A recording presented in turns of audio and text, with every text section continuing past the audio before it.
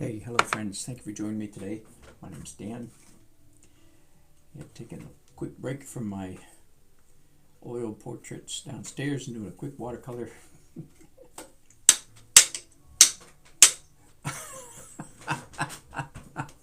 With my broken clapper. Daily Art Adventure number 910. I keep meaning to order another one. Hasn't gotten done yet. Alright, let's get down to business. I'll give you a better view of what I'm working on. This is Watercolor Sketch. Oh, you know what? I just realized I never got my watercolor tray out. Forgive me. Going far, I'll be right back. I put it around here somewhere. I just finished reorganizing my studio here. Oh. And my microphone's not working. That has nothing to do with reorganizing my studio. But here is my watercolor tray. Let's go ahead and give that a preliminary spray so all of these colors can be softening up. So they're there when I need them. Alright, get that out of the way. Won't be using it for a little while. Right. This is another, what I call a watercolor sketch, which means that allows me to get away with moida. I can do whatever I want, and I don't have to follow the rules. So what I've done so far is first of all, a quick sketch with watercolor pencil, and I used a warm yellow and purple there to do my sketch, and I followed that up with a fountain pen like this. There's a fountain. Whoops. Takes a little bit of coaxing to work there. Fountain pen. So that I could, this creates a more expressive line than, say, one of these kind of pens. Make sense? All right. So that's what's already done. I did that without your company. All the nerve. And I just learned a new trick last week. I've been using this. This is not an art product. This is an office supply product. Whiteout. And by the way, there's a lot of whiteout pens. This is the best one. So if you want to know which one works best, there you go. And I discovered that if I would apply this, hang on, for some reason I'm not getting a monitor going here, so bear with me just a second. Huh, that's funny. Come on. Oh well, I discovered that if I apply this whiteout, and perhaps you can see, you probably can't, I guess, forgive me, you probably can't see, it's slightly whiter than the paper itself. The paper is more of a warm white, and this correction pen is more of a true white, or a cool white, if you will. And I discovered last week that if I do this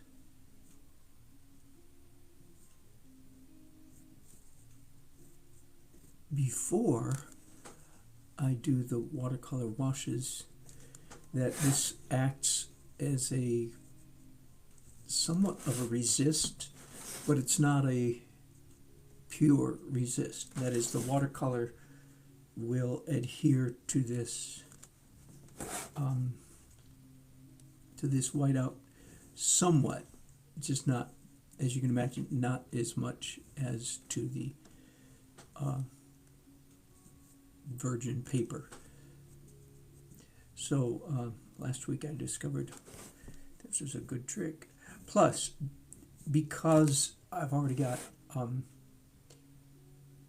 watercolor pencil on much of this paper, this whiteout actually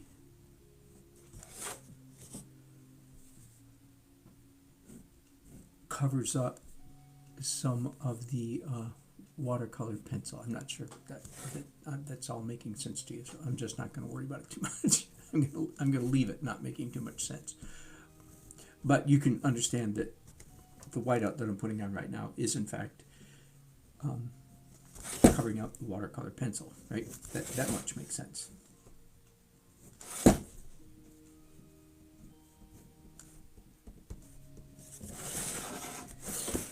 And I called this broadcast Watercolor Tricks because that allows me to do whatever I feel like doing. I don't even know exactly which tricks I'm going to, pretty typical for me, I don't even know which tricks I'm going to use. It unfolds as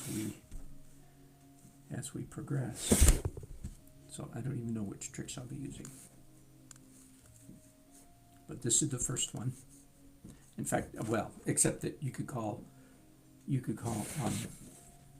watercolor pencils themselves, you could call that a watercolor tray, so to speak. And so my second trick today so far, and by trick I mean unconventional watercolor technique, something that is not normally done with watercolor.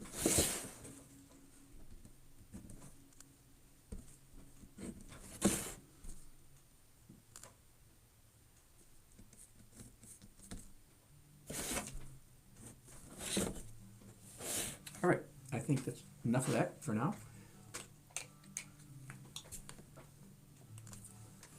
Okay, and forgive me, I still don't have a monitor that's working, so give me just a second to try to rectify that situation.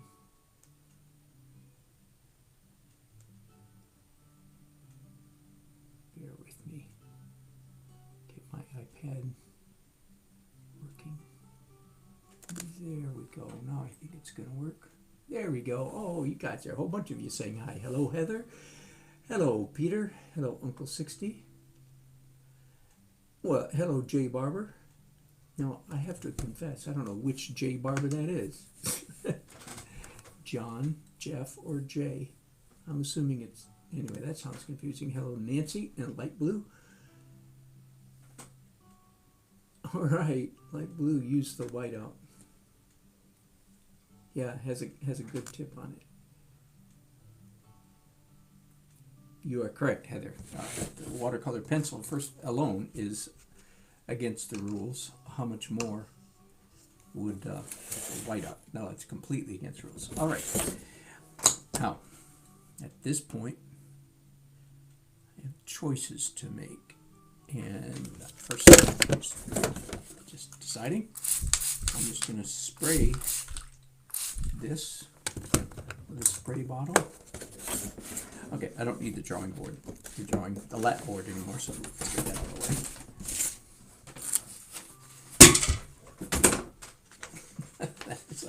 That was a great bang. With a great bang, he bangeth.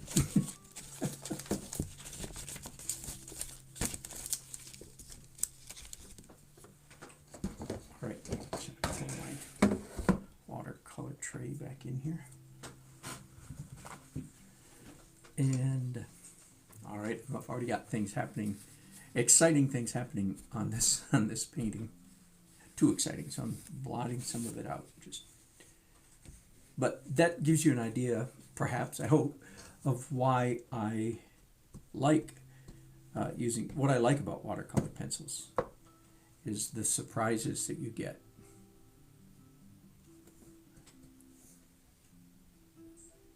I've just put some mostly phthalo blue,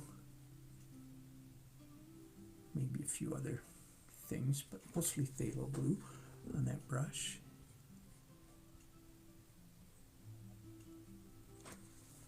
And I'm going to have a nice bit of cloud up here in the sky.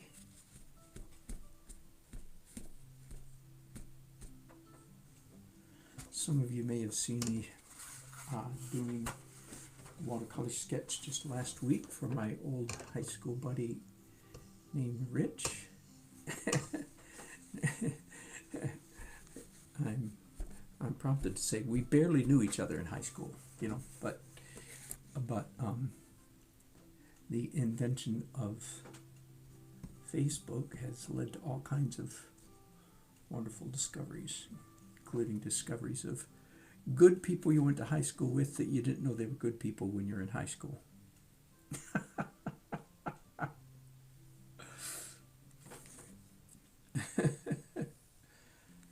Because we were all just kids, just like you. We were just a bunch of kids in high school.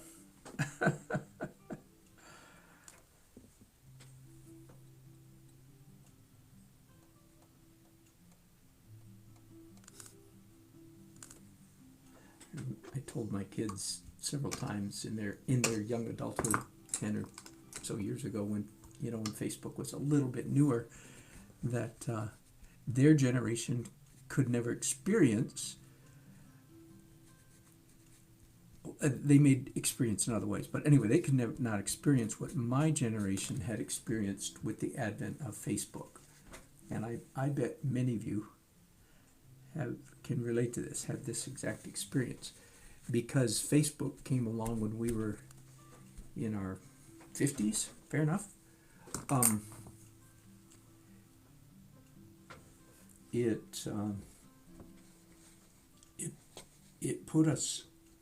hit us in an interesting, I would say, interesting time warp, because all of a sudden we had the technology to get in touch with friends that we hadn't seen for decades, whereas my kids who were in their 20s 10 years ago, they were still in touch with their young friends because they were all young. Anyway, I thought it was kind of interesting. So their experience on Facebook was quite different from ours. They were just seeing Johnny, Billy, Sue, and Natasha from English class, that they just had English class with them last week or last year, as the case may be. But my generation, on the other hand, ran into people that we hadn't seen in 30 years. So quite the different experience for those two groups. More fun, I would think, frankly, for my generation than for theirs. Anyway, that's sort of what happened with me and the high school friend for whom I'm doing this. I chatted with him, and evidently he watched some of it, because I said, his name is Richard, and I said, Rich, you probably don't even remember me. And he has a good excuse, I said at the time too, he has a very good excuse for not remembering me, because I was only at his high school for 11th and 12th grade. I don't know if you caught that, Rich, last time, but you have good reason for not. Who is this guy? And my circles were fairly tight at the time. I hung out with musicians, weird musicians, and cross-country team and track. So if you weren't on one of those groups, we just shared, chemistry or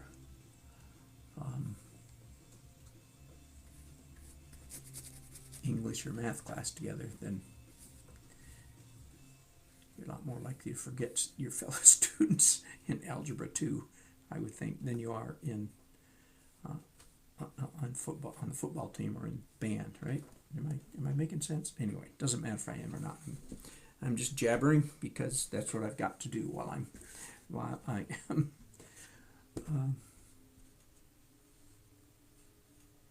while I'm doing this quick big washes.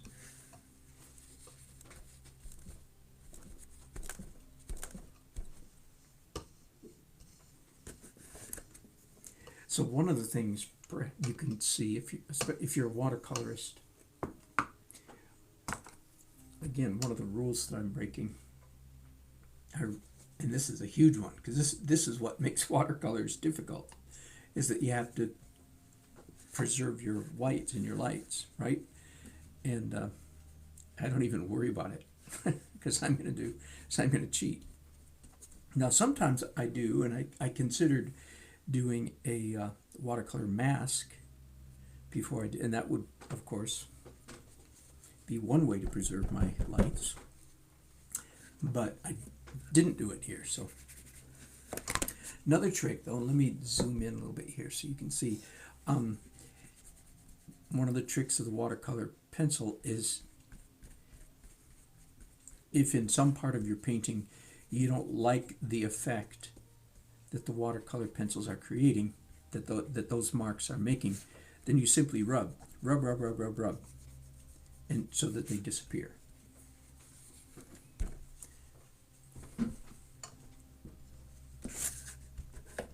Now I've got all kinds of blossoming happening up here in the sky, and of course that's fairly intentional. I allowed it to happen. Didn't make it happen, but I allowed it to happen. Now I'm pushing it back just a little bit. And in fact, one of the tricks that I'm going to use here, oh, look at this right here. I did green water, again, because in the photograph the water is quite green. And I did brownish gray on this wall. And I love the way the two of them merged, blossom, flow together there.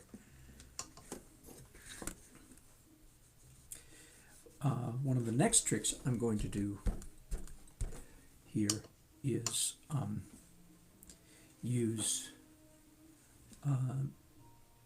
Mr. Clean Magic Eraser.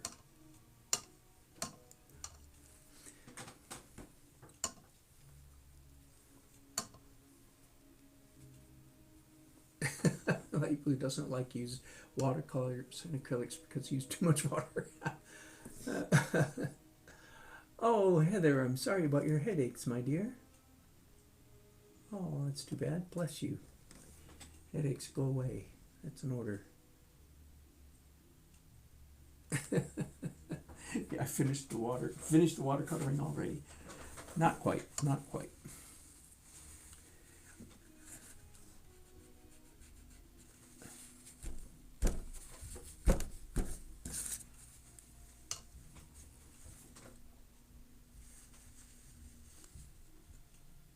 Doing a little bit of lifting right now, not making much of a issue of it. I have here we go. Yeah, so I have here in my watercolor kit, I always carry a bristle brush because it's good for scrubbing. For instance, I don't like the way the watercolor pencil, the purple, looks right there. Just a little obtrusive, doesn't add anything. So the bristle brush is good for scrubbing, good for lifting up, because it has a little bit of stiffness to it, of course.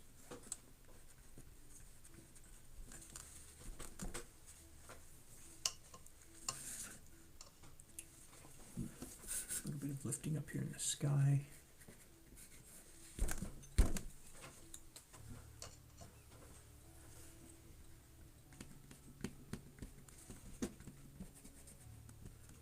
Okay, Licky Boo, I have to ask you to move because I need to get right there.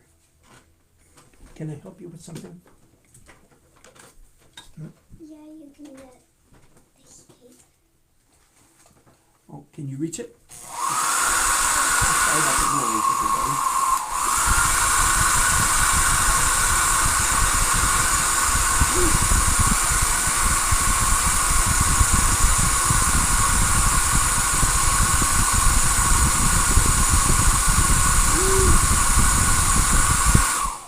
You know what? Hang on. I have some controls here. I'm going to turn you guys. My microphone is not where it's strained. Anyway, never mind. I'm going to mute you for a minute so you can't hear this noise, okay?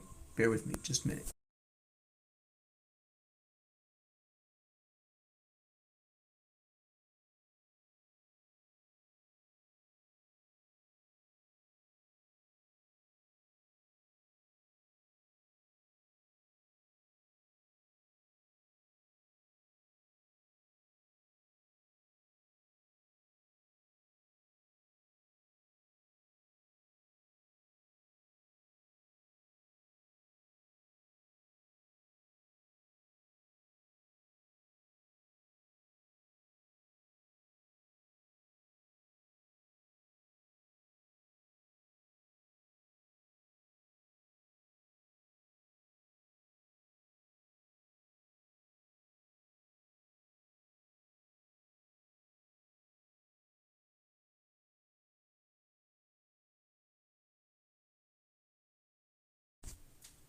right. Yes, Heather, I am using Arches or Arche. I think it's supposed to be Arche if we want to be snobby about it and speak French. But I don't care. Arches is good enough. I didn't know it was French for years and years and years. Looked like arches to me.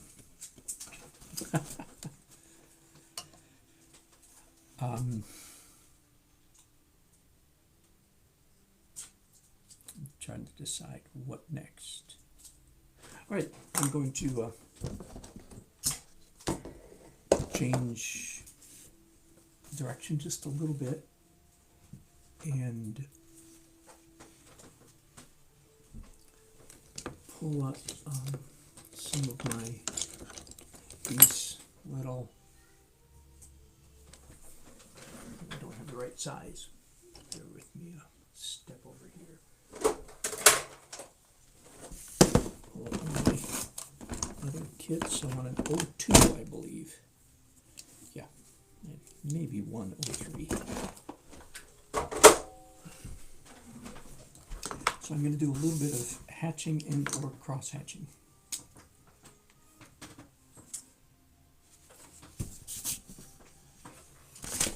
Again, here's my reference.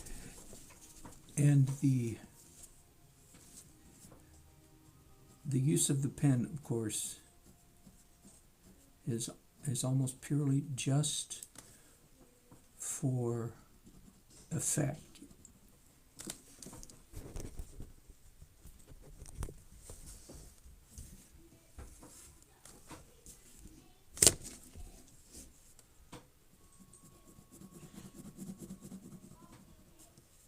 Do you know if Nana is here? I don't think she is. Yeah, me neither.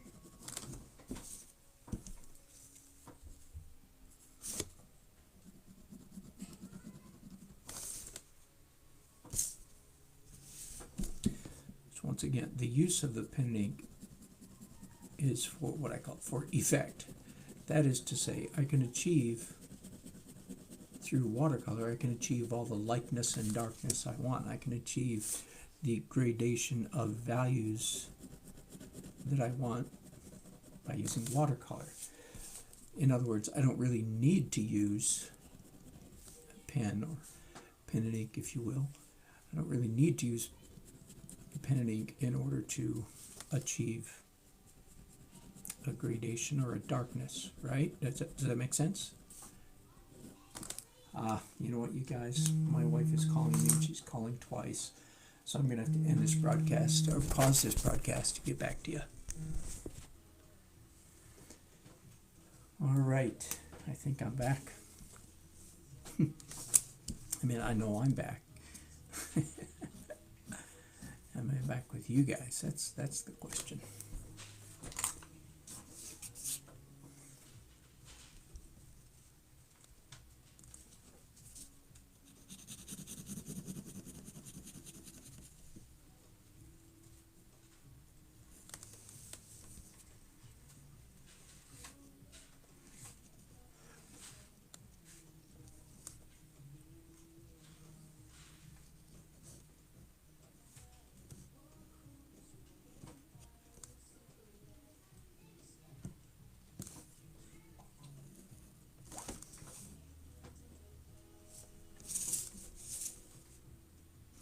I will be doing pen and ink shading, cross-hatching, texture at several different points throughout the process. I don't do like all the pen and ink and then the watercolor, which is I think how most people would think. Oh, you do all the drawing first and then you paint on top of it. You know, the way we did as kids with our coloring books. I think that would be the assumption that most people would make, but that is not correct. I go back and forth and back and forth and back and forth from watercolor, from painting to drawing, painting, drawing, painting, drawing, back and forth, because I achieve a more interesting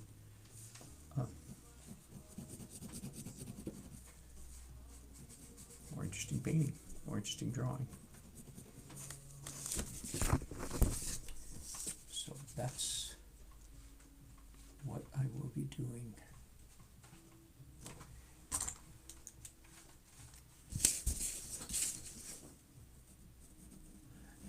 know how well you can see. For instance, let's zoom in on the little light colored dots that I put in the water. You can see with a whiteout pen, right? They are lighter than the surrounding paper, but they're certainly not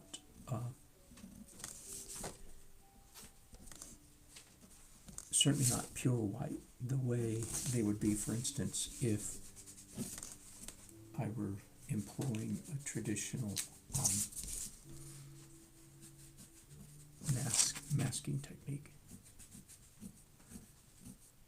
Now, so far, all of my hatching has been hatching, not cross-hatching. So we'll see whether I actually end up doing cross-hatching or not. Some of what I've done, maybe you've noticed, like right there, has been what I call scribble hatching, which is like cross-hatching, except it's a messier. Let me see if I can pull up let me just demonstrate that for you really quickly. Just so you, I don't know if this will be instructive to anybody or not, but normal cross-hatching, as the case may be, is you only draw with the downstroke of the pen, right? That's a very, and of course this is my native style of cross-hatching. It's not the only way to do it by any means. Many people do a much more expressive, curvilinear, curvier, that, you know, follows the form. But anyway, I typically don't. So that's the normal hatching. Then cross-hatching, of course, is when you cross that and go in another direction. I'm assuming many of you have already seen my cross-hatching video where I explain this in some detail.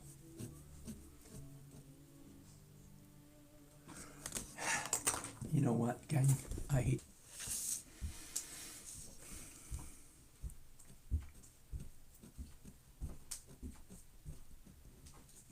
All right, I believe I'm back. Sorry about that. Sometimes crises take priority over broadcasting. Sorry about that. I was just going to describe this quick demo about cross-hatching. Hatching is just one way, cross-hatching goes the other way. But this is what I call, well, there's a couple things I call scribble hatching. One is when I draw in both directions. Obviously, I hope it's obvious why I call it scribbling. And then, of course, sometimes I do actually literally scribbling, and I call that scribble hatching also. So I have a conflict with terminology if I call both of those the same thing. Be that as it may. I've been doing a fair amount of the former. In fact, I'll do some more right here. Well, no, hang on. This is a perfect opportunity to show you where would I use that messier scribble hatching way. Here's the answer right here in foliage.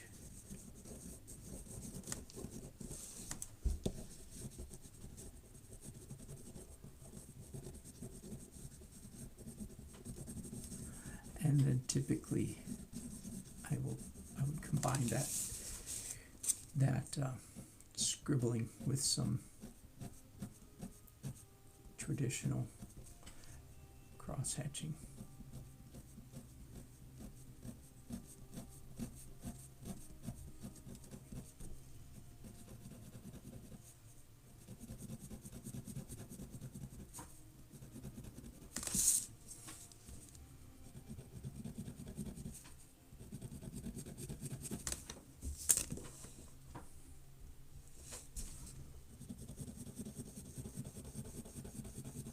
So again, the technique that I'm using right now is a messier, looser form style of pen and ink shading than my normal, or this is normal enough, than my more tight style, more tight version.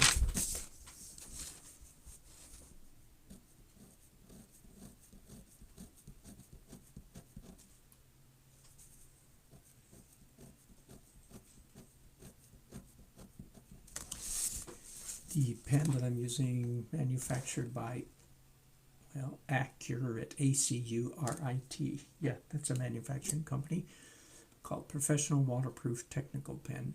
Permanent, acid-free, non-fading pigment ink. And I say all the time, there are a lot of pens similar to this that are labeled waterproof that aren't exactly. So you have to be a little bit careful. Don't just trust. If you're going to do, as I'm doing here, if you're going to do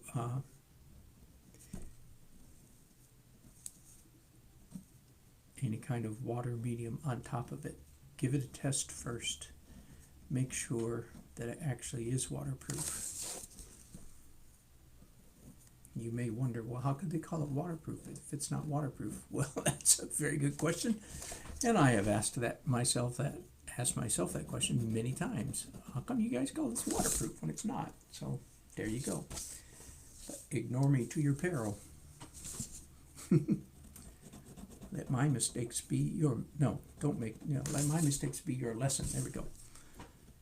Please learn from my mistakes. So you can't trust the label on all these pens. I don't know what they mean by waterproof, but and I think, honestly, to tell you the truth, I think sometimes it's if you let the pen dry longer, so to speak, let it cure, if you will, then perhaps, I don't know what that means, half an hour, I don't know, then perhaps it is waterproof. But in any case, don't just trust it, don't trust the label. All right, I've beaten that horse to death, haven't I? Nay. Say it ain't so.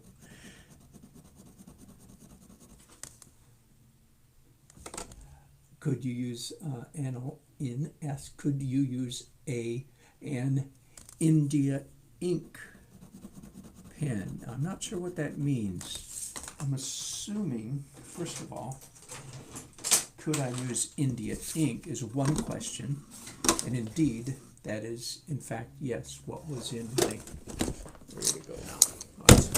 That's what was in India ink, which is, by the way, the term India is just a universal term for old-fashioned black, more or less waterproof ink, okay? That's it. India ink is not a definition, it's just, it almost means black ink, almost, okay? It's generally permanent. But anyway, that is what I used in my fountain pen. Now, there's no such thing as a or an India ink pen. I think probably what you mean is, could you put India ink in a pen? And the answer is, of course, yes. I tried this pen for some reason a few minutes ago. It didn't work, wasn't working very well. Yes, you can, and yes, I do. The hazard, the danger you have to keep in mind is that this, I think it has shellac in it, but whatever it is, it's great for clogging pens. Now, maybe what you meant was, could you use a dip pen? I'm sorry, this is going way too long. But the answer is absolutely, of course. And again, if you've watched my pen and ink master, if you just are on YouTube and you just type in the words pen and ink, my video will come up probably first.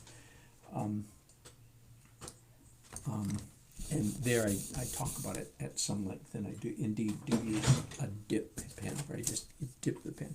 But anyway, so that since we're on the subject, if you put India ink, quote unquote, in a fountain pen, be ready for some, well, here's the pen I used, be ready for some difficult cleaning problems, okay? Now that I am ready, and basically the solution is denatured alcohol. Anyway, there we go. Whew, that was a long detour. I hope I answered your question. Anil? Yes, I'm sorry. I know I see. You meant using a dip pen. Of course. That's absolutely legal. Can be done. Could be done. It's probably, maybe obvious why, for instance, am I not using a dip pen to do this? Well, because a dip pen can't do that. You can't go uphill, right? You can only do proper cross-hatching. Again, my one video that has gone really viral is called Pen and Ink Masters Edition, and I'm assuming that's how many of you found me initially, because of that one video. And there I do indeed use a dip pen mostly. So that's the answer to that question.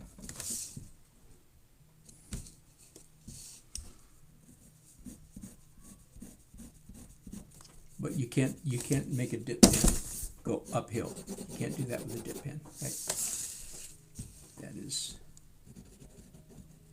you're limited to one of these cheap felt tip type pens for that kind of thing.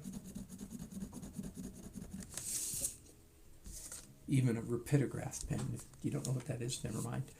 Even a rapidograph pen, you cannot draw. You can't make it draw uphill, so to speak. You can't make it draw both directions. Just won't work at all.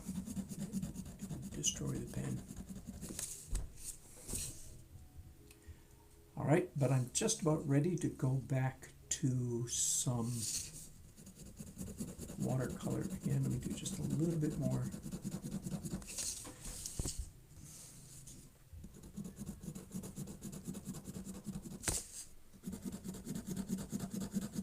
A little bit more scratching. All right, now let's go to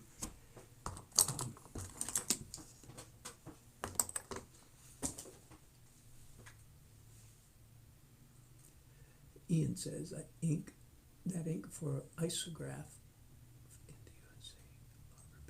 Oh, I think you might be right. In the USA, it's a rapidograph, right? I think you might be right. And then where you come from is called an isograph. I think that might be correct. All right, I can, there's no right order that I have to do this or that next, but I am going to do. Yeah, here's you saw the photograph, right? This building is the most important, most interesting element in the scene. So I'm going to go ahead and do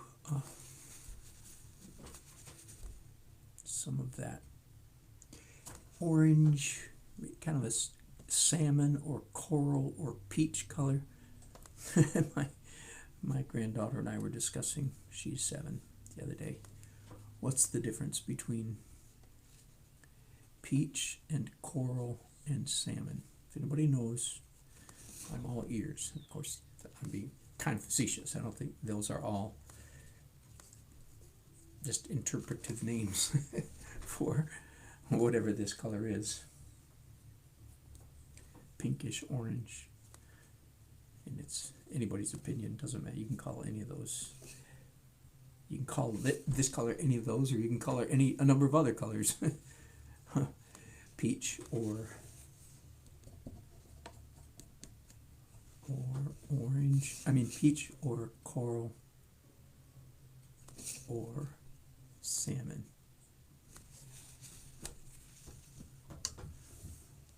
I do most of my watercolor painting. By the way, you'll notice I do sometimes draw with 2 hands in watercolor, but not normally. Unlike, so, and some of you are saying, what? Sorry, because perhaps you don't watch my channel. I paint much of the time. In oil paints, I paint with 2 hands much of the time.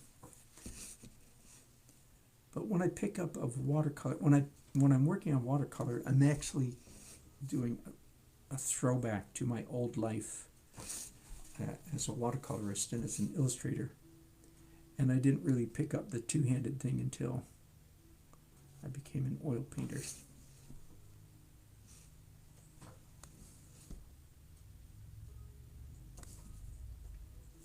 So when I do watercolor, I typically just paint like a mere mortal. Whoops, I just paint with 1 hand. But I typically have a piece of tissue in my other hand when I am working in watercolor. Brush in 1 hand, Kleenex, toilet paper, tissue of some kind in the other.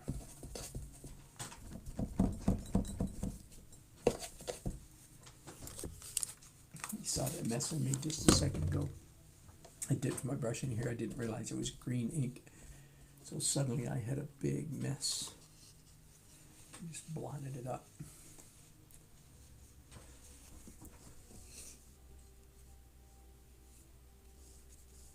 These old, I'm assuming this is Venice, right? I'm assuming you're assuming it's Venice also. These old Venetian walls are just a hodgepodge of ancient repairs and layers of texture and color. Great fun, eh?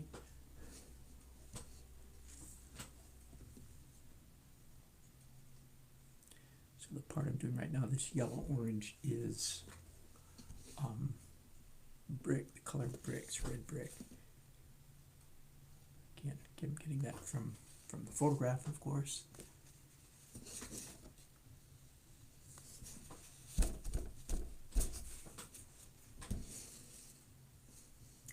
Now I'm kind of, what am I doing? I'm really just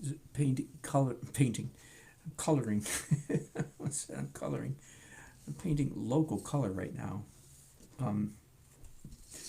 In other words, realistic color. That's what artists, being artsy, they have to call something weird, you know. But local just means realistic color. And at the moment, that's all I'm doing. I'm just doing essentially local color, which will not get me very far down the road toward a good painting or a good piece of art, because the most important aspect of a painting, any kind of painting, the most important aspect of a painting is play of light. And in fact, and here's the photograph. Now I've already doctored this in Photoshop. I added this sky completely. I pumped up the saturation quite a bit. That's about all. But this is not it's not particularly fetching. It's almost, because the light is up here, so that helps. But it's not a good composition. There's not enough dynamic light effects happening yet. And you don't achieve those by simply painting local color. Local color is roses are red, violets are blue. Grasses, trees are green, and sky is blue, right? So that does not achieve what you're after. So I'm going to go ahead, speaking of that, since I brought up the subject, I'm going to go ahead and take some steps toward composition, if you will. Now, some of you say, what? Were we talking about composition? Yes, we were. Let me give you what I think is at least for me, until I learn better,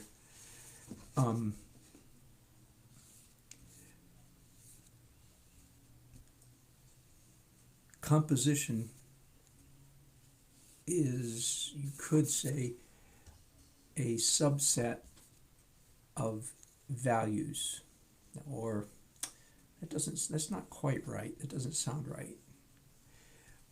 I'm going to have to figure out a better way to say that.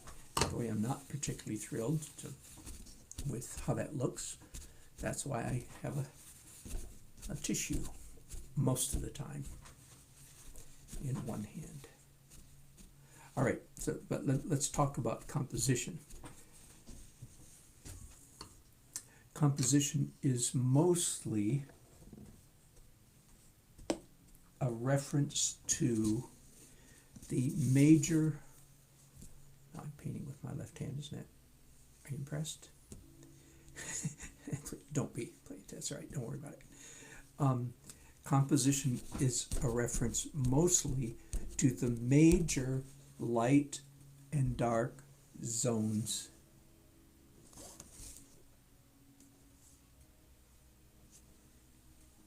in your painting or drawing, if it's a halftone drawing. right? Let me say that again. Composition is essentially, it essentially refers to, or deals with, if you will, the major light and dark zones of your painting. You know, let that sink in first of all. And every time I say stuff like this, let me just, quick aside, I hear voices coming back saying, I never heard that before. Sorry, I don't know why I have to put on my doofus voice when I say it that way, but because you know, I have me myself. I have a Bachelor of Fine Arts degree. Oh boy, let's not. Some of you are saying, "Oh no, here he goes again. He's going to do his art establishment rant." Okay, I'm not going to. But not much. I was not taught how to paint. I was not taught how to paint while I was getting an art degree. I'm just going to I'm going to avoid the rant. I'm just going to let it go. If you want to hear the rest of that statement, just keep following me because some other day I will do the rant. I've done the rant so many times but I don't want to do it today. All right, so I was not taught how to paint. Virtually none. Virtually no technique. All right, but even if I had been taught technique, it's very possible. It would be very possible to go through a whole 4 years of an art major and not be taught many things. Now, other people could teach other things. Don't get me wrong. But anyway, never mind. I'm thinking of people who have taken a high school art class or maybe college art, some college art, and they never heard anybody say that composition refers primarily to the arrangement of major light and dark areas. Yeah. So that's just part of my whatever idiosyncrasies and calling in life, is to teach things that other people might have missed. Man, what I love to take from some great artists out there who know things that I don't know. So I'm not putting myself up. I'm just saying. Anyway, never mind. Let's just get on with it. Whether you've heard this before or not, composition refers primarily to the major light and dark zones, areas of a painting. Not the little tiny stuff, the big stuff. So now you can see I'm beginning to creep up toward a composition. By the way, there's a big blue dot right there that I don't like at all. All right, speaking of big blue dots that I don't like, let's go ahead and do, and speaking of composition, let's go ahead and do some. So I'm going to start, I've already started pushing the values. Let's start pushing it a little bit further. I'm putting down a bit of masking tape and picking up a dirty, rather ratty, in fact, quite well used piece of Mr. Clean Magic Eraser. It's so well used.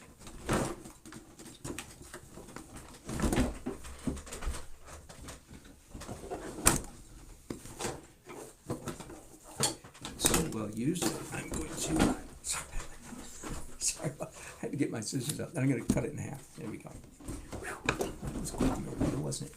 All right, dipping it in clean water now, and you use it very much like an eraser. You actually rub it across the surface, and it beads up. You know, bits of it fall off, so to speak. It beads up just like an eraser, a rubber eraser. And it's very effective at taking watercolor paper. Forgive me, very effective at removing watercolor paint.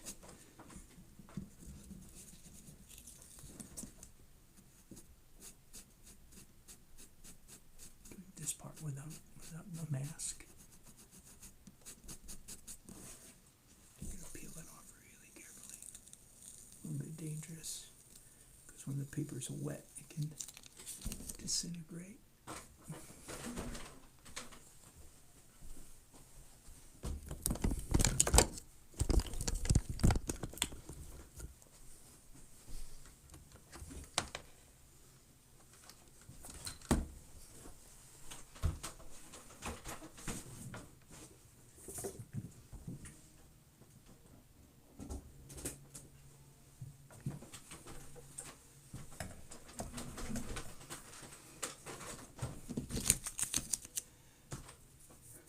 This brush is dry, so I can use it as a whisk. Actually use it as a chip brush. That might be why it's called a chip brush, for brushing away chips. I'll continue painting. I was debating whether to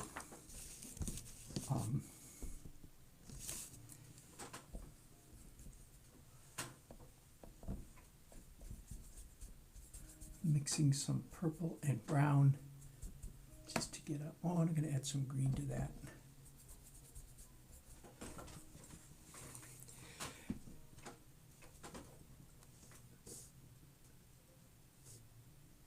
Oh, oh, oh. Okay, so the paper is still quite wet. I can't do any precise painting right now because the paint's just going to blossom, bleed. And that's fine. I can do some painting as long as I don't care that it blossoms, right? So I can't do any precise painting. But I can do messy painting. That brush is way too small. That's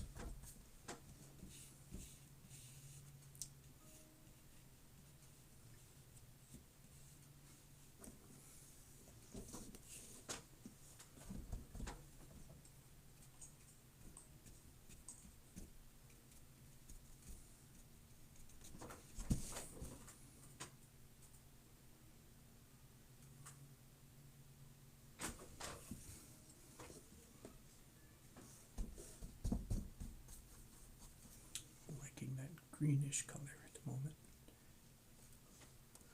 I'm looking at the photograph, but I'm not being greatly influenced by it.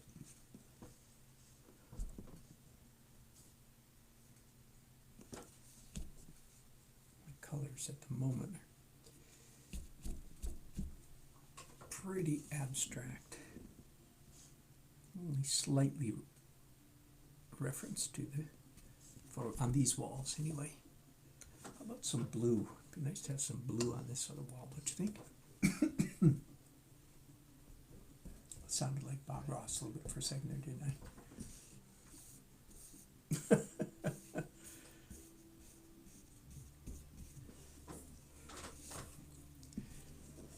So I'm pushing, that'd be a good word for it. I'm pushing the light considerably compared to the photograph. That is, compared to the photograph, the darks in my painting will be much more. My painting will have a lot more dark and a lot more light. Again, let me show you the photograph. So there it is. I mean, there's black dark here, but that's just it's because it's a black boat. You know, it's not compositional. Those are just little dark zones. I'm going to try anyway to make of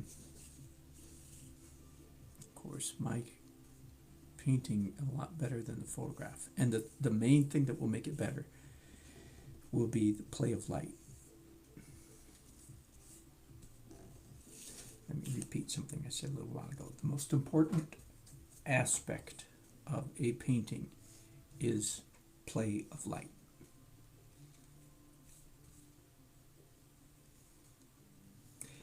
And play of light does not mean, quote unquote, which way is the light coming from.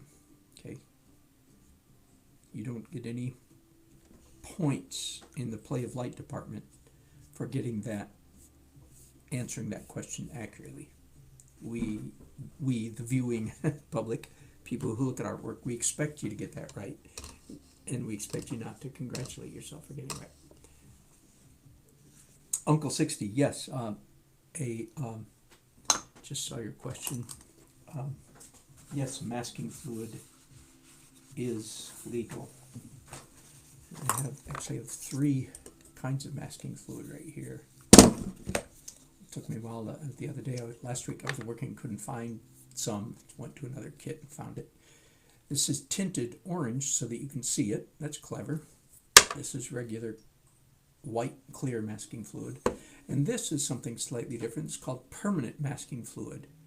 So you put it down and it resists the watercolor, not perfectly but to a large degree, and you leave it. You don't pick it up, you don't rub it off the way you do with traditional masking fluid. That comes in handy, and I may use any one of those here in this painting as we go along. Finally, I've got too much light down here in the foreground. It is light in the photograph, but right? So typically one of the biggest mistakes we make, representational artists make in our representational art, is we make ourselves slave to the photograph or the scene. You can make the same mistake when you're plein air painting. We copy, in other words, we copy the photograph too carefully. That's what I mean by making ourselves a slave. Probably the single biggest mistake, I think, that is made, and probably, I should know better, probably the biggest single mistake that I still make. Even though I know better, I still make the mistake of too slavishly following the reference photo. Your goal is to make the photograph hide its face in shame compared to your painting. You'll let me be dramatic for a moment. People often say to me, and they don't really need to, but that's sweet, they say, "Oh, your painting is so much better than the photograph." I said, I'm being silly, I'm being facetious, I'm being a snob now. I say, "Really?" It's like, no kidding. Golly, how'd that happen? Now, of course, let's not be snobby for a minute.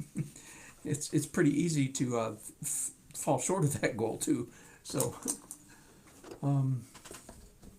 have I ever done a painting that wasn't as good as a photograph? Oh, heck yeah. A lot of them, I'm afraid. So,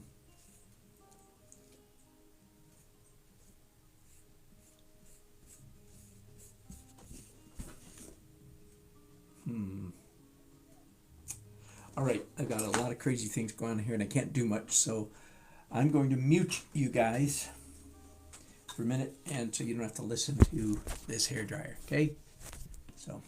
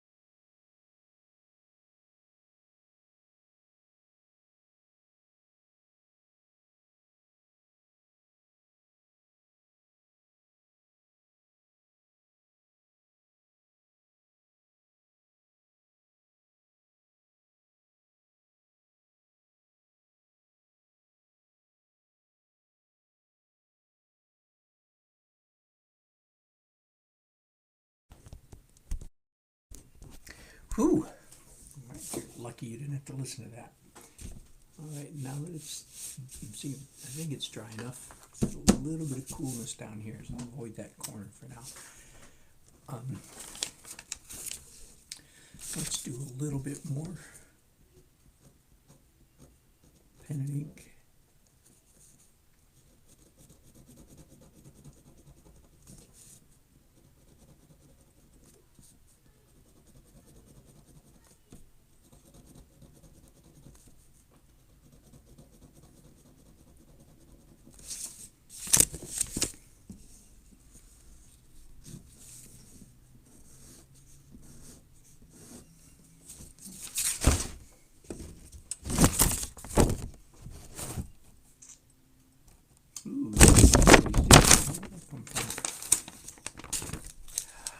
I hate to admit it, gang, but I'm having some technical difficulties with my microphone, so I'm just not going to mention it, but I am.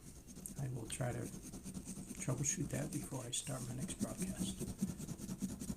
In other words, my lapel mic is not working at all,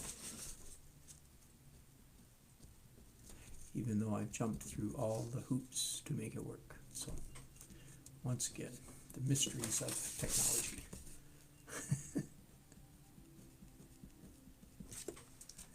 Technology is great when it works.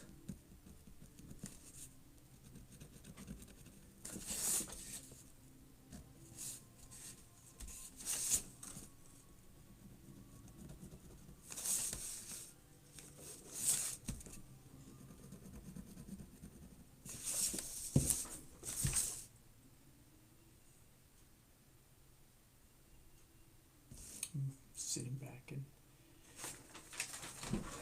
looking and thinking.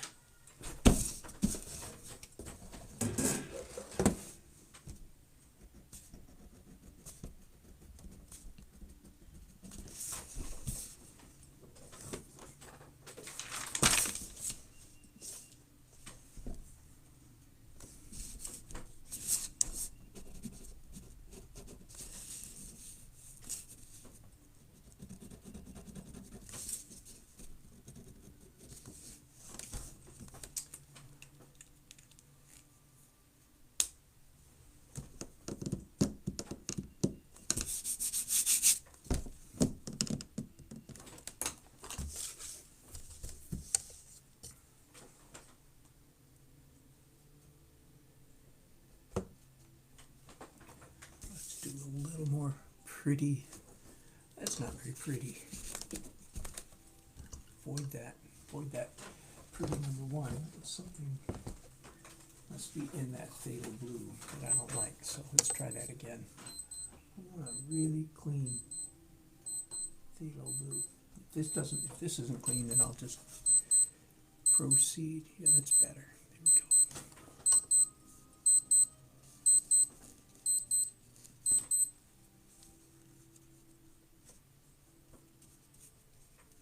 I don't know how many of you, probably many, I would think, played with watercolors when you were a kid, maybe early in your art journey. If not, some of you are watercolorists now, but I'm thinking especially about when you were young and experimenting. Do you remember, or did you go through a period where you were irritated by the lines, the ridges? That is to say, when you put down a mark like this, see, it leaves a mark like that, and then even if you come and go over it, you can still see it. So you could, in a sense, you can see the seams, if you will, like you can right here, between the different strokes. Now that can be overcome through a lot of fussiness and carefulness in painting. There are watercolorists who do paint perfectly smooth watercolor paint. They are the exception rather than the rule. And it took a long time for me to get to the point of realizing or discovering or being able to not fight against the watercolor the medium, but work with it. In other words, allow those seams to look good. To anyway, it's part of the feel, part of the magic, part of the beauty of traditional watercolor painting is that those very seams, I'm calling them here, are in fact visible, manifest. You can see them in the finished painting. Generally speaking, I think that's what most people think of as the better watercolor painting. Oh no.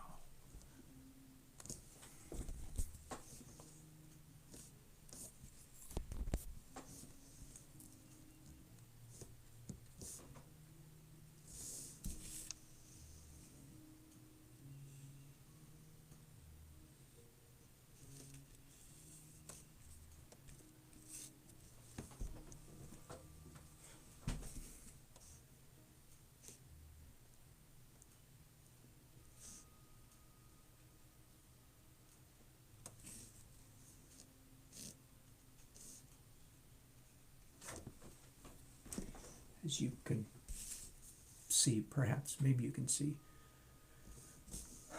I am not trying to capture the details in these walls. I could say slavishly capture. I'm not trying to match them window for window, door for door, and so on and so forth. I'm rather, I'm being more abstract. I'm trying to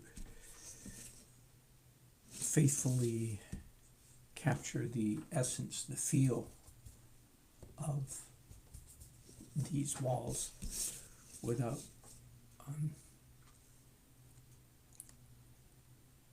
copying every single corner, window, door, crack, and so forth. I'd rather just capture the essence of it.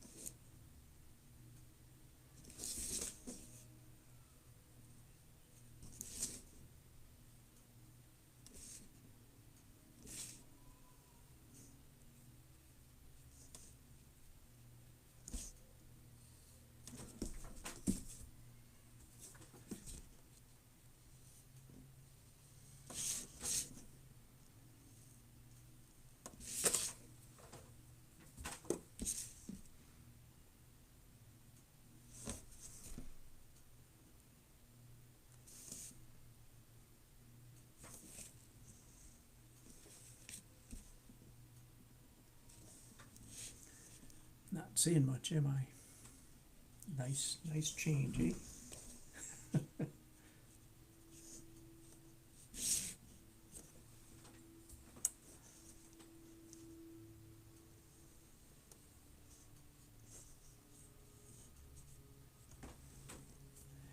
You can achieve very dark darks in watercolor with just one pass, one layer, but it's rare and I think difficult. I think most watercolor painters would paint more the way I'm doing here, that is achieving dark color, dark effect by building up step by step, layer by layer.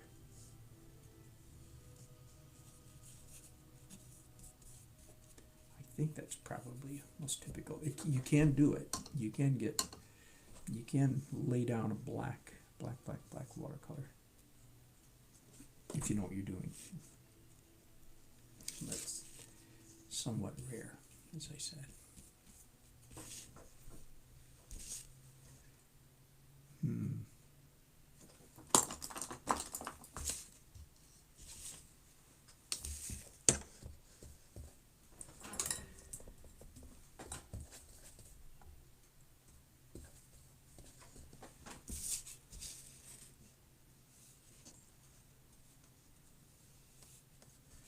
Everything in a painting affects everything else, right?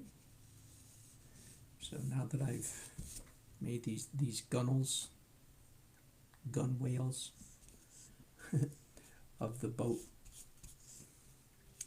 nearly black, as in fact they are in the photograph, then it makes me realize, oh, wait a minute, I can now get much darker in other places. It seemed dark a while ago, but now it doesn't seem so dark. So yahoo, that means I can get darker. And I'm just mixing up a hodgepodge of colors here. Purple, green, and brown mostly.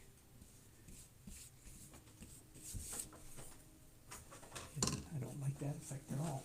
But not to panic. I don't like the color really. So if anybody took notes and said, ooh, brown, green, and purple, well, don't take notes. I'm kidding. There's so many browns, so many greens, so many purples. There's no way, no way you could know which colors I was using just by those descriptions. So I'm being facetious. I'm sure nobody was taking notes.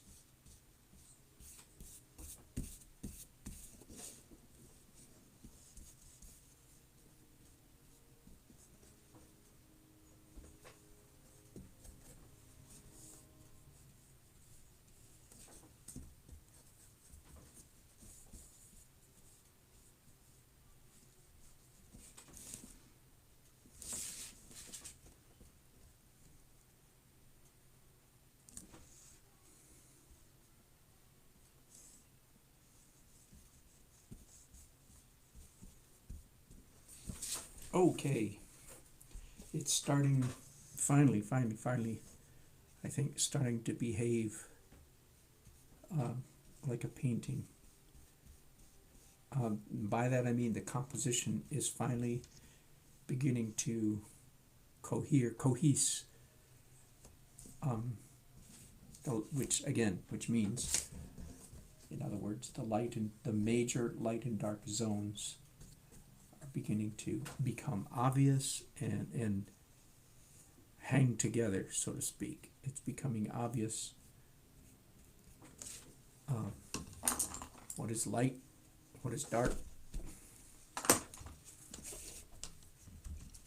It's been the same the whole time. Light up here, a little bit of light down here, but it hasn't been, the contrast hasn't been strong enough.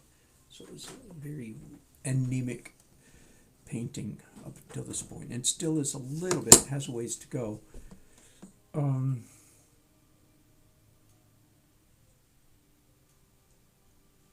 I'm trying to decide which trick to use next. I think I'm going to do Magic Eraser again. At the moment, without any masking. Partly because the paper is quite wet all over, and I wouldn't want to risk putting masking tape on the paper. It would have to be dried first. But before I do that, though, let's just see. I would like to lighten this sky, and it's okay with me if while I'm doing that, if I lighten some of that side of the building as well.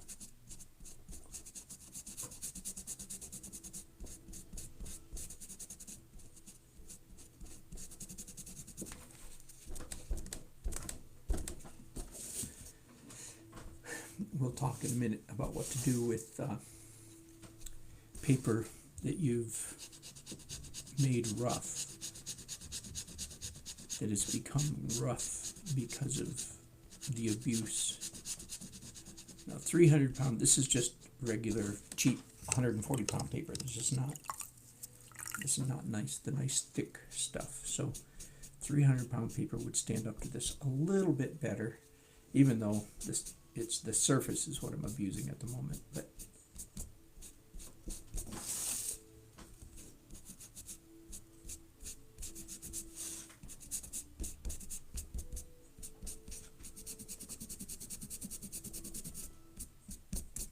again, if I want to come in here in a little while and make more precise, lift out more precisely, I can do that. I could run a piece of masking tape along here and get that little bit of sky right here. But at the moment, I'm rather hoping for actually some soft edges. So I don't, it's fine, like I've achieved here on the building. You see how the building has gotten kind of soft there.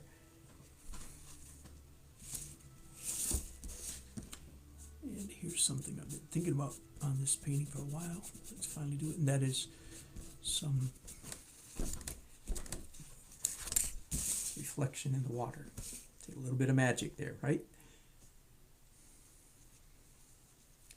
My wife reminds me all the time in my paintings, Dan, people like water. People like water. And we do. It's funny. It's a very interesting phenomenon. I learned a good trick several years ago now. I was painting at a seaside coastal, charming little coastal town in North Carolina called New Bern. And it is, on one of the big tributaries. It's not a beach town, but it's a seaside town. The boats come in from the ocean and dock there, one of those kind of towns. Anyway, I was painting, but a charming scene that I had chosen to do in the city didn't have any water in it, and so I painted the charming scene, and then between the trees and the bushes to the left and the right of some houses, I manufactured just a little tiny bit of seascape, ocean horizon that was not actually in the scene at all. But it made the painting considerably better. I'll lift out some of this boat down here too.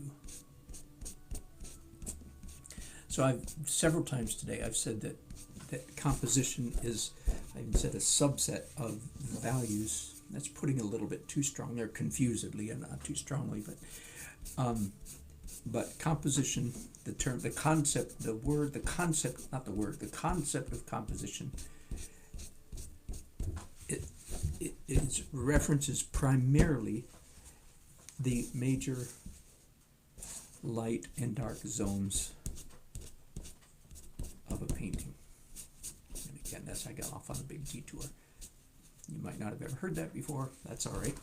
Stick around if there are other things you've never heard before.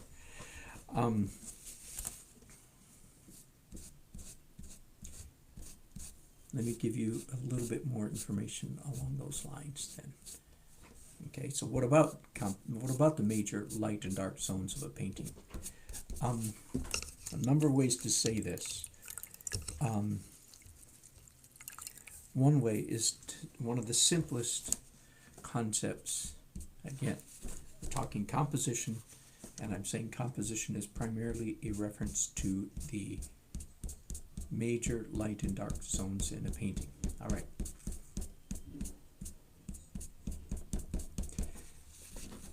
One of the simplest ways to think about it is the major light and dark zones in your painting should clump together, should cohese, should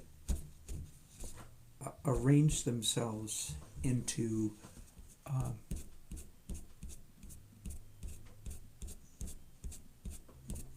simple shapes. That's just one, just clump together. Just go that for a minute.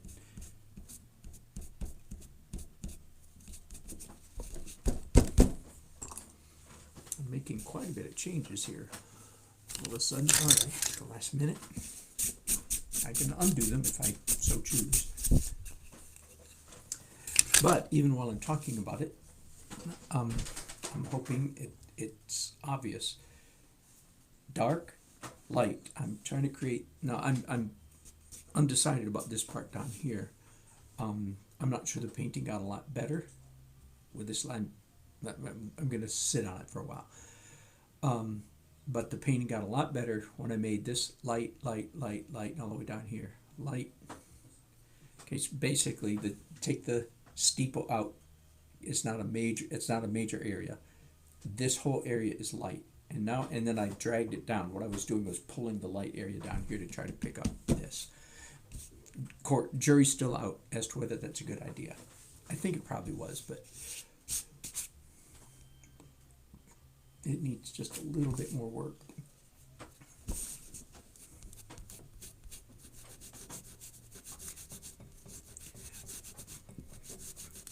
But that's one of the simplest ways to put it. You want a good composition? Make your darks, major dark and light areas hang together. Now, by stringing this light, dragging this light down here, I have violated the dark area, because before that you could conceive, and maybe you still can, you could see the dark as a large U shape. And I honestly think that's probably the way to go, now that I say that, which means that illusion, that clumping together effect will be helped if I darken that little bit right there. See, do you understand why did I darken it? Because there was a light going all the way across. That's not a major area, of course, that's just a detail. But by making it dark, I'm making my dark zone cohese. Sorry to use weird words. Likewise, I'm doing the same thing now here. I'm making my dark zones there. That's actually better, because I connected this dark. This is not quite dark enough yet, by the way, but getting there. I connect. So now my dark area is basically one large U shape. No, it still looks like building, water, seat, boat, ornate wooden stuff, and another building, right? You still see all the stuff, of course. This doesn't impact what it's a picture of. Composition doesn't have anything to do with picture. What it's a picture of is essentially unrelated to composition or good composition. Doesn't matter what it's a picture of. Another way to say this is composition refers to what I have sometimes called trans shapes. That is to say, the large shapes that go across. Okay, let me back up a little bit. Here's the shape of a building. Here's the shape of water. You can say, here's the shape of reflection in water. Good. Here's the shape of a chair. Here's the shape of some kind of boat in Venice. Here's the shape of a boat. Here's the shape of another boat. Here's the shape of a tree. Here's the shape of a church. Here's the shape of a steeple. Those are all the things in the painting. All right. Trans shapes go across the picture shapes, and that's so. Here's a great big U. That's a trans shape, and if you'd rather, that's the dark. The light is essentially a shaft coming from above, right there. So, again, composition does virtually no reference to picture or what it's a picture of. You don't create a good composition based on picture. Ooh, I like that color. I'm going to add this to the water.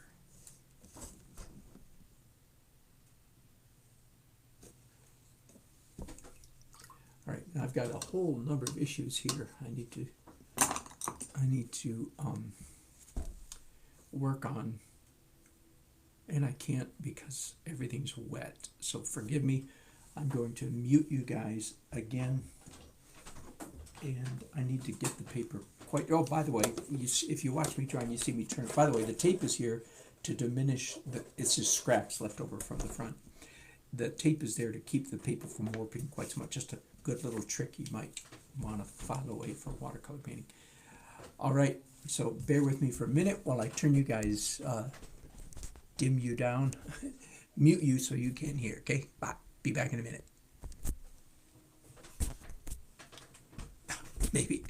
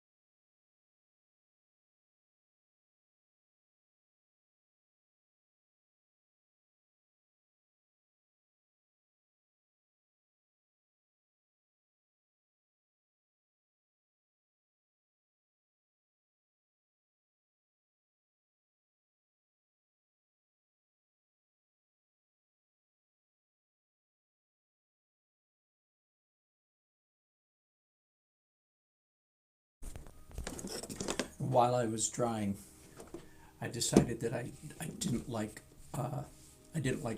the light coming down this far into the painting. Nice idea. Nah, let's go back. So I'm darkening all this compared to what I was saying. Now, unfortunately, I need to keep drawing, so I'll mute you again.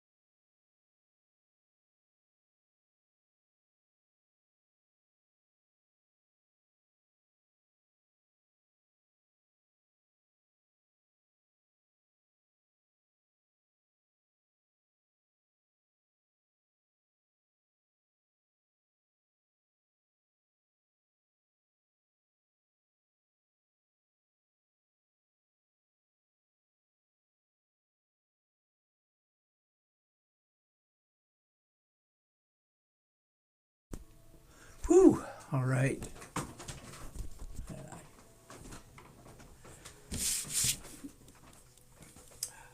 I'm liking the painting, I'm liking where it's going, but there are a number of things I don't like about it. I like the light effect that I created here, but I don't like much of the colors that I'm going to come in with watercolor and make a color I like. The decision to darken this was a good one, so I just made the base of my U fatter, if you will. Now my light area is more contained, more defined.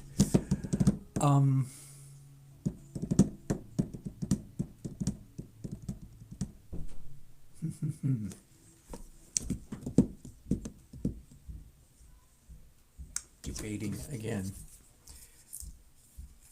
I think I'm going to make the paper wet again. I'm anxious to start doing more pen and ink, but at the moment I want to sharpen the edge of this wall right here and make the wall more clearly a part of the light part of the composition. Peeling off really slowly. This peeling tape off wet paper is a risky proposition. All right, having done that, unfortunately, I need to dry again. So.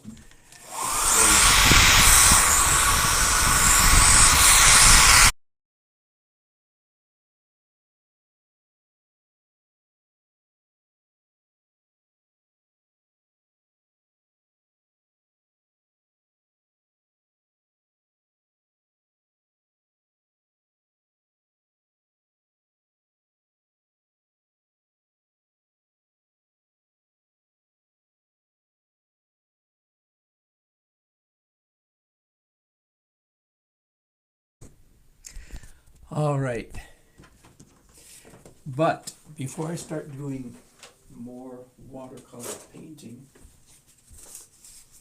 I got a couple tricks. I went down, this is 320 grit sandpaper, and I do think this is the kind you want. I don't think you want the gray emery paper kind of stuff. I think you want the reddish, I think. I'm literally sanding the little bumps of paper. Talk about abusing, huh? So I'm glad I called this Watercolor Tricks. I thought about calling it Watercolor Shenanigans, but I thought, well, I'm not sure how to spell shenanigans, and I'm not sure how many people, if they saw it written, would know what it meant anyway. So I played it safe, and I called it Watercolor Tricks, even though I'm in more of a shenanigan kind of mood, if you can probably tell, right? I mentioned a couple weeks ago, I remember probably reading my first book. Okay, got more shenanigans. Hang on, we're not done yet. This is a cheap stainless steel spoon. And now in burnishing the paper to get as close as I can. I'm pressing fairly hard, but not going crazy with it, okay? I want to get as close as I can to the original surface of the paper. That's after having abused it, the heck out of it, with Mr. Clean Magic Eraser, then sandpaper, and the spoon, right? Now, I'm going to pick up a really tiny brush. I don't know if you guys have been paying any attention. I've done almost all this painting with the smallest brush I've used so far is a 1/2 inch flat. But the time has come to get specific.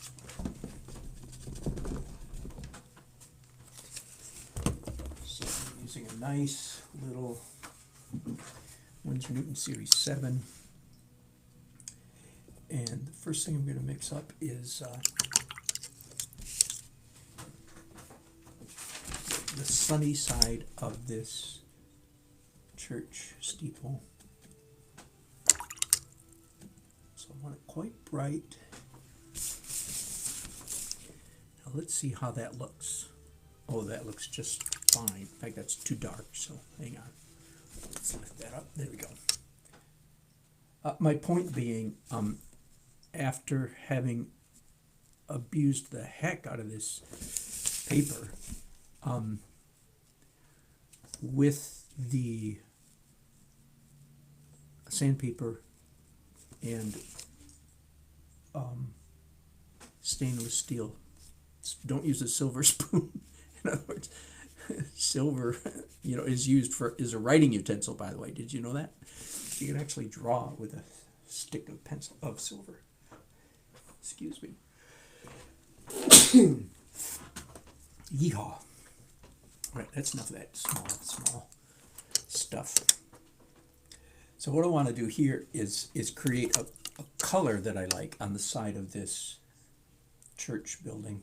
I'm assuming it's a church. It may not be. This might be a civil. Who knows? But anyway, it's Europe, so it probably is a church building. I want a pleasant color, but I want it very, very light. So you see, I kind of went the long way around, didn't I?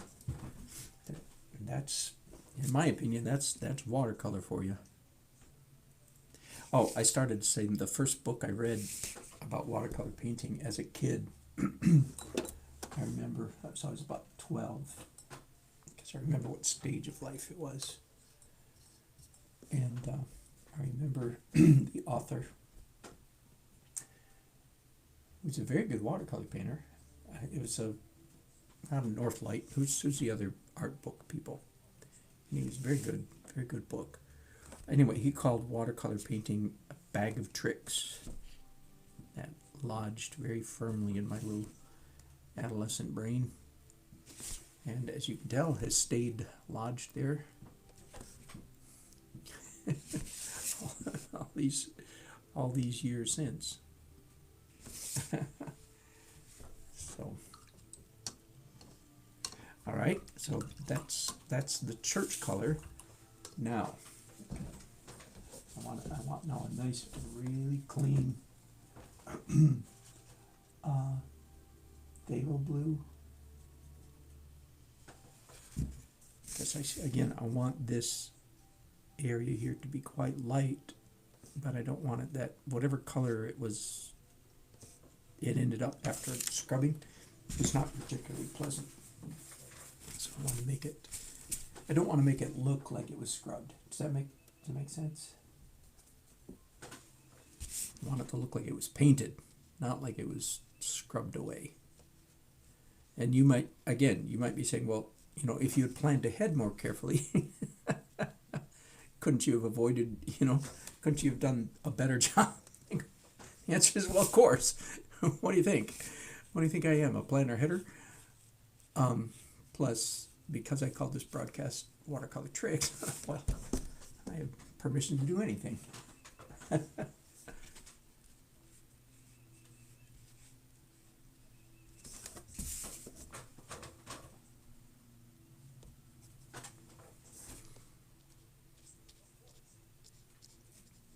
Let's darken the shadow side of this steeple. There. That's getting a little bit nice, don't you think? Now, speaking of a little bit nice, I want to, again, sort of disguise the fact, I'm exaggerating slightly, but I want to disguise the fact that I scrubbed and rubbed and did all kinds of horrible things to the paper. That's not as true as what I do want to do is make the texture, the finished product, look nice. That's the real issue. And it's not quite there because, okay, so let's be honest, and I think you're picking up on this, the lifting out with Mr. Clean Magic Eraser is a wonderful trick, but leaves you with a pretty abused watercolor paper. All right, are we making sense? And I want to diminish the effect of that abuse so that people won't look at it and say, oh, he used Mr. Clean Magic Eraser. Of course, I'm being a little facetious.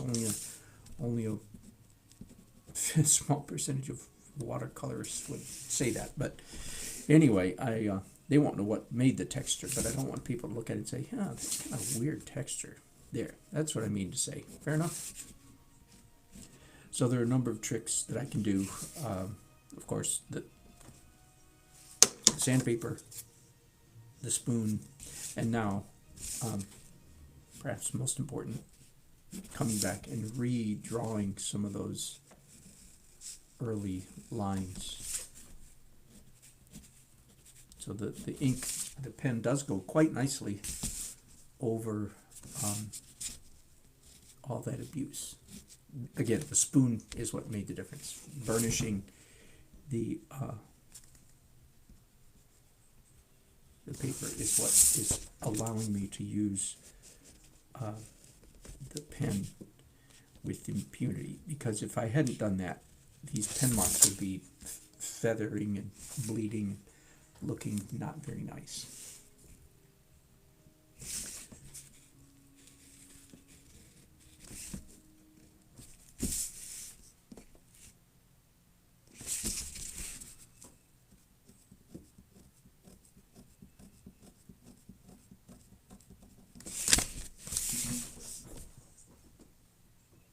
I am going to do another whole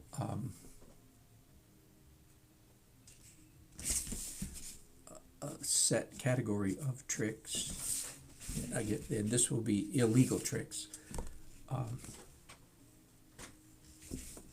and that is I'm going to use opaque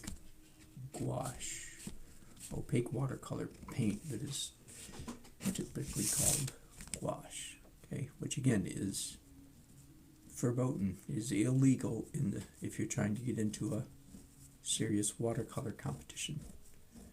But if you're not, doesn't matter. I'm not. So my goal is simply to produce a fetching, attractive painting. Not worry too much about the watercolor rules. But I do like to point out, in case there are any students watching, I do like to make it clear that much of what I'm doing on this illustration painting is not legal per se in the world of watercolor. All right, this is another trick I've been thinking about for quite a while. I just haven't gotten around to doing it. That is, I want to do a little bit of spattering.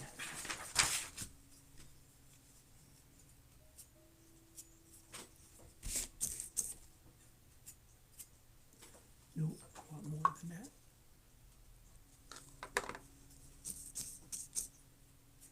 All right.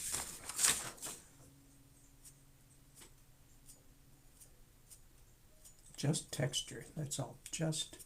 It seems particularly appropriate for this subject matter, for the gritty, ancient walls of, that's probably enough. You have to be careful about spattering. It's really easy to get carried away and do too much because it's so much fun. It's so easy and it's so much fun. Therefore, you don't do too much of it. I think I've not overdone it. Get rid of this disaster waiting to happen.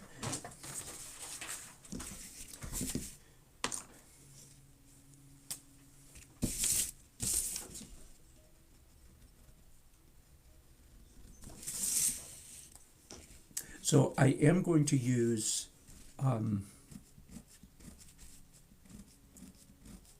opaque watercolor, which again is breaking the official rules of watercolor painting, but it doesn't matter if you don't care. If you're just trying to do a nice painting, then it's perfectly legal. And yet the opaque watercolor, again called gouache, has such a different feel and look to it that I don't find particularly attractive.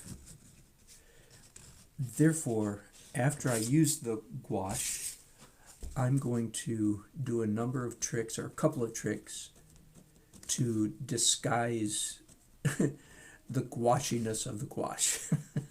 Sorry about that.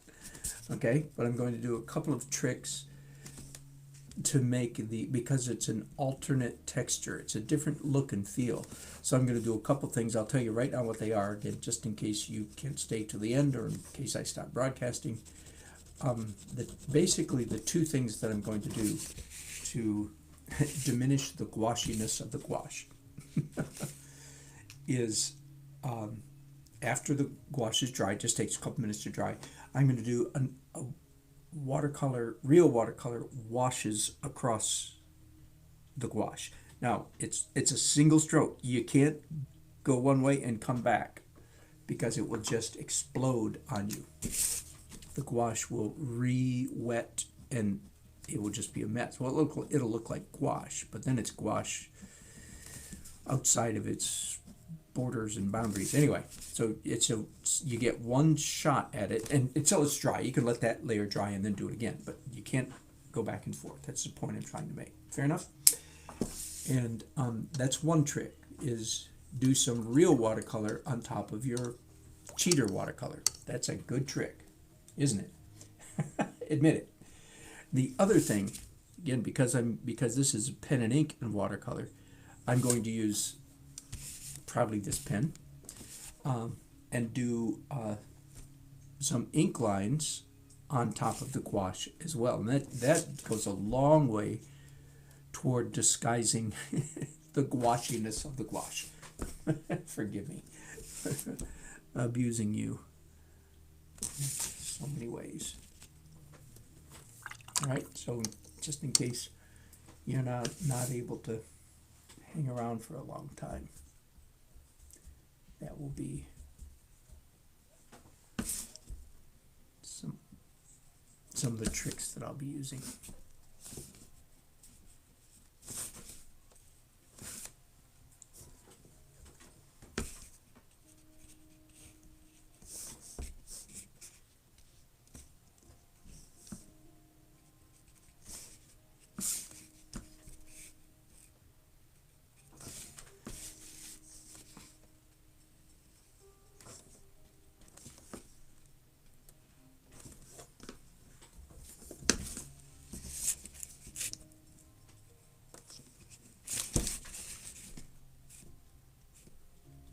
Just doing, again, a little bit more shading in these walls, not shifting their overall tonal value very much, just leaving them as dark as they are, but adding just a little bit of detail. Same thing, that tree can be darker down there. That's better. Ooh, let's use some of this dark and dirty green.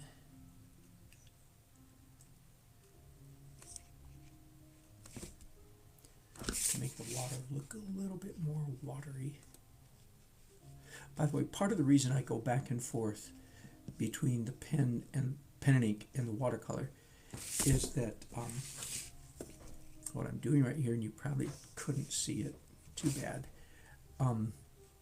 I actually painted over some of the details that I had drawn previously with pen and ink. And then likewise, that's too wet. I was going to try to demonstrate on the tree, but I can't. Likewise, I'll use the pen and actually outline, like here's a little bit of watercolor, and if I just outlined a brush stroke. And it just is a fun effect, fun little trick. Our eye just gets a kick out of that.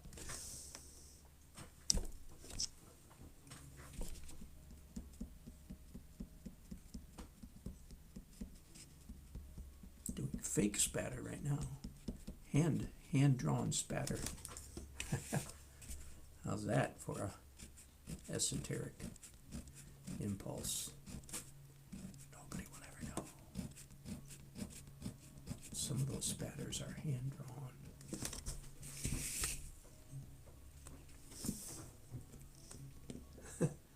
Hello, this is a name. Oh good, got recommended. Well, thank you. Thanks for clicking on it.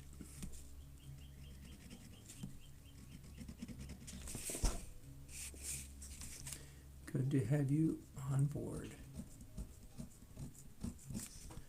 There are not a lot of people watching, but there's a number of friends we gather here on almost daily basis, and people from around the world, quite frequently are watching. Great fun. You're helping me do my artwork by keeping me company, which is very strange, as I've said many times, because I'm essentially an introvert, so I can't quite explain how come I like people to watch me paint if I'm an introvert, but it is the truth nonetheless.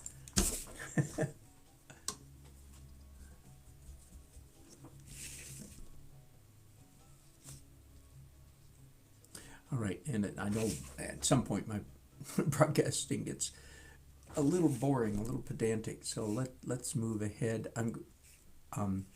I reserve the right to continue to work on this painting without your company. Can you imagine such a thing? But I do reserve that right. But before we go, I think it would be good to do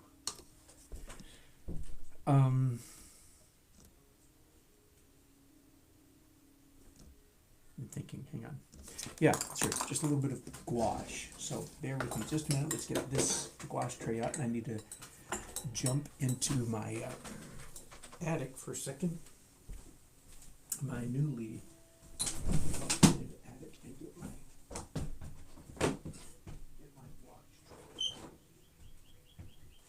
tray. That's right, I keep forgetting my microphone's not working, so you guys can't hear me when I walk away. Sorry about that. Try to fix that before my next broadcast. All right, this is my gouache tray. Obviously, as you can see, greens on top. A whole bunch of other colors on the inside.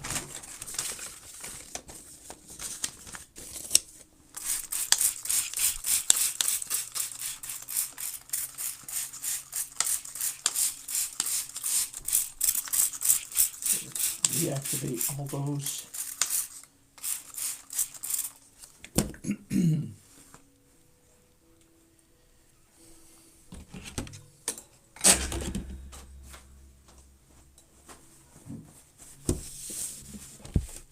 Clean up my overspray. I don't want that water in the back of my painting.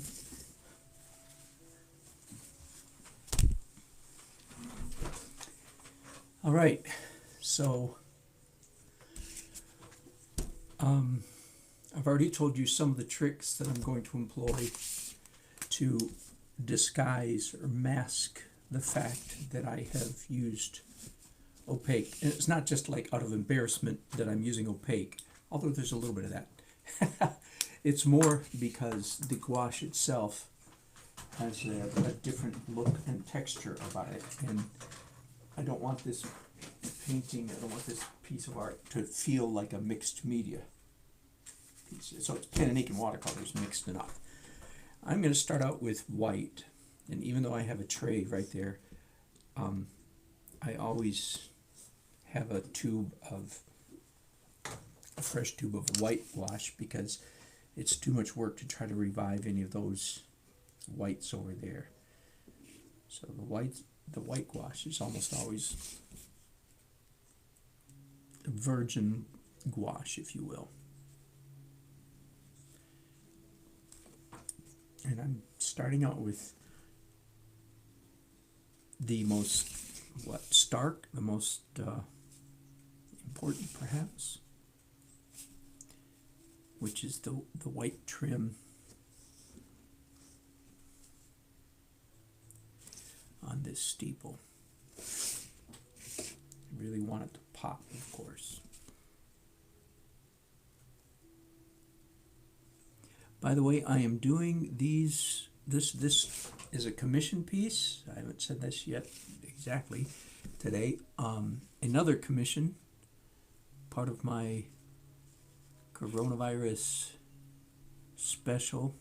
I will do pen and ink sketches like this for a ridiculous, if I say so myself, for a ridiculous $175. So if you have a scene that you'd like me to do for you, so this is not portraits, okay? I won't do portraits for $175. But I'll do your house or a building or a scene such as this. This, in my opinion, is the perfect kind of subject matter for this medium. Alright, so I'm probably done with the white.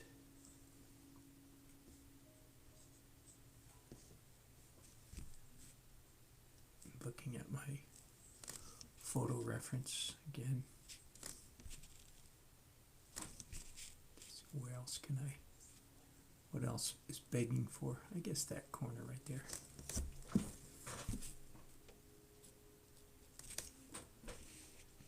Okay, so one of the tricks that I will use to make that fit in more is after it's dry, I'll do some pen and ink around some of those marks, on top of some of those marks, and so forth, and it'll, in a sense, push it back and make it less obvious that it's a gouache.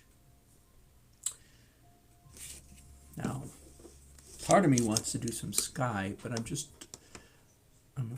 just think that if I do that, I'll be opening up a can of worms that I will be sorry about. So at the moment, anyway, I'm going to resist the temptation to do any blue in the sky.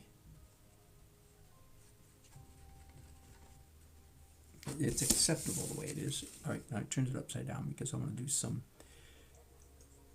bright foliage on this tree. And again, right now, let me zoom in so you can see a little bit what I'm doing. The marks that I'm making with the opaque gouache is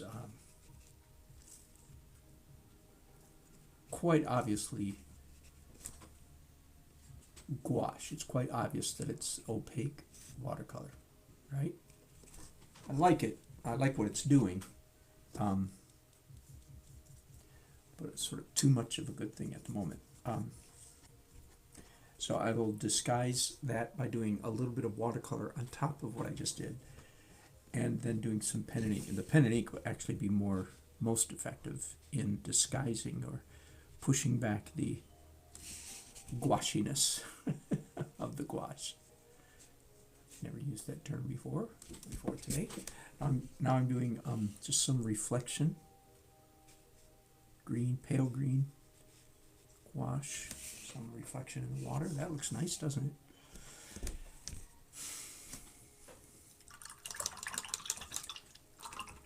And I think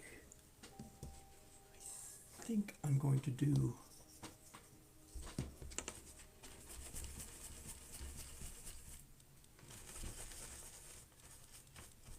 some pale brownish orange here on this woodwork. See, I don't particularly like the way the top of this chair ended up being green. So once again, oh, am I in the picture? Barely, okay.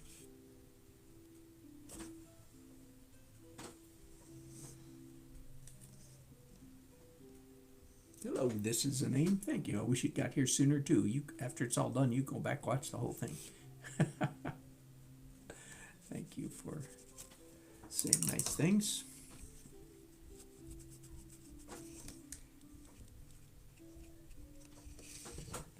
It's very, very possible or likely that I'll be doing watercolor on top of that. Again, here's what I really want to do.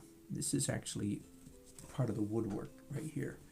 And it's gotten quite obscured by all the scrubbing and rubbing and all the various layers that I've afflicted on it. So now I'm just bringing it back up, making it a more brighter orange. Let me show you the photograph. So this is what I'm rendering right here in the top of the chair there. I think I'm happy with this down here. Now, once again, this little area that I just did right there, it looks like gouache. So, but when I come back and do some ink lines on top of it and around it, it will, forgive me, it will diminish the gouachiness of that gouache. Some of you are going to go home thinking, you're going to leave thinking, is that really a word? Do artists use that word? No. No, not until today. My might be a word that's never been used in the history of mankind, perhaps. Diminishing the gouachiness of the gouache.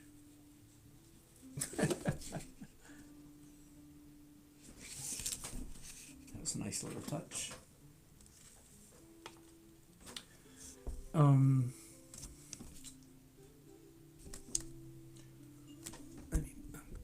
know where I'm going to go next, so I'll expand the...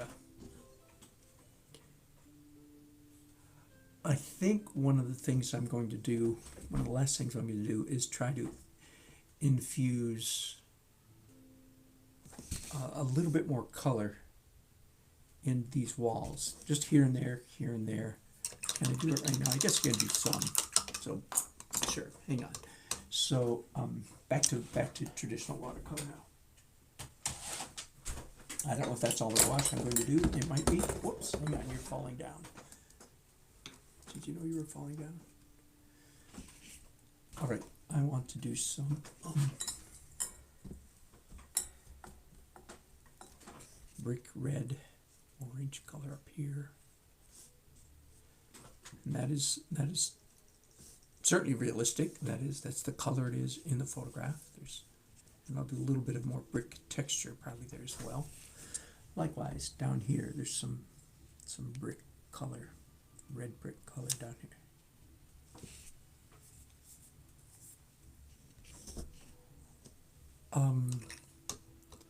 Where else? Blue up here. Again, this is being suggested to me by the photograph, but I'm by no means limited to what the photograph is suggesting. So a little bit of green here and green up here. Yeah, just little bits of color to make it more interesting. I'm going to stop the broadcast, I think, probably right here. Again, the only thing I'm going to do, I think, is disguise the gouache by doing maybe a little bit of watercolor across it. Okay, let me demonstrate what I mean by that. I could pick up a green color.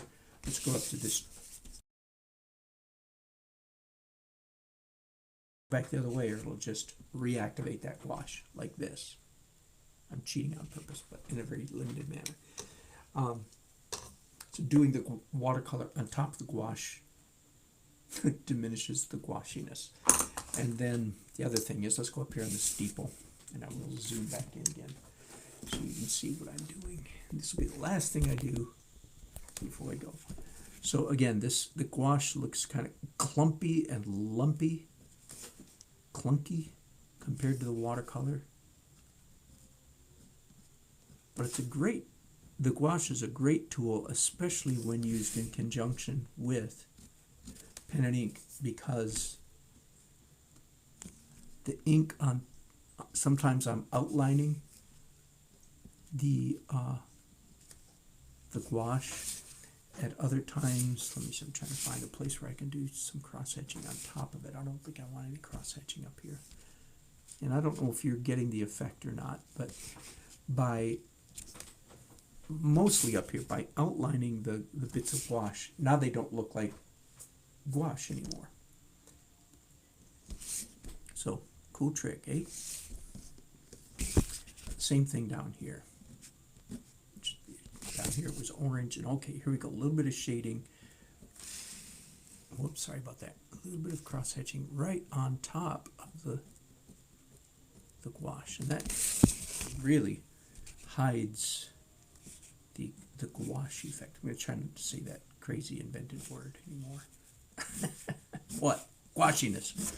Diminishes the gouachiness of the gouache. That word, that's what I was trying to say.